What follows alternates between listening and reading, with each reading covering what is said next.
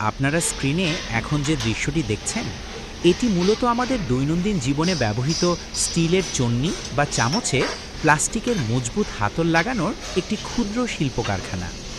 বাইরে থেকে দেখতে সহজ মনে হলেও একটি সাধারণ স্টিলের দণ্ডকে ব্যবহার উপযোগী এবং আরামদায়ক করে তোলার পেছনে রয়েছে বেশ কিছু কারিগরি ধাপ।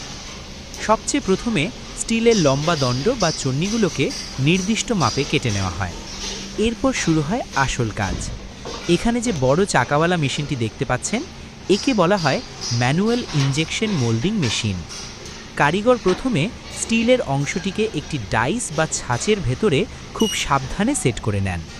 এই ডাইসটি ঠিক করে দেয় হাতলটি দেখতে কেমন হবে, তা গোল হবে নাকি চ্যাপ্টা হবে, কিংবা তাতে কোনো ডিজাইন থাকবে কি না।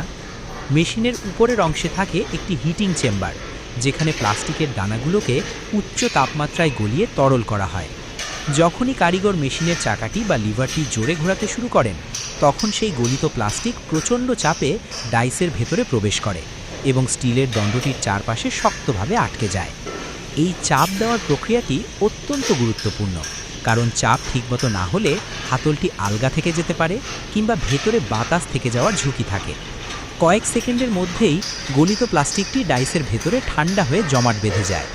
এরপর ডাইসটি খুলে যখন চন্নিটি বের করা হয়, তখন দেখা যায় প্লাস্টিকটি স্টিলের সাথে একেবারে একীভূত হয়ে গেছে। এরপর বাড়তি কোনো অংশ থাকলে তা ফিনিশিং মেশিনে পরিষ্কার করে নেওয়া হয়। এভাবেই প্রতিটি ধাপে নিখুঁত হাতের স্পর্শ আর মেকানিক্যাল শক্তির সমন্বয়ে তৈরি হয় একটি উন্নত মানের চন্নি।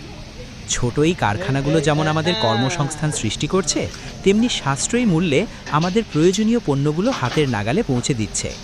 সাধারণ কাঁচামাল থেকে একটি পূর্ণাঙ্গ পণ্য তৈরির এই অসাধারণ কর্মযজ্ঞ সত্যি আমাদের দেশীয় কারিগরদের দক্ষতার পরিচয় দেয়।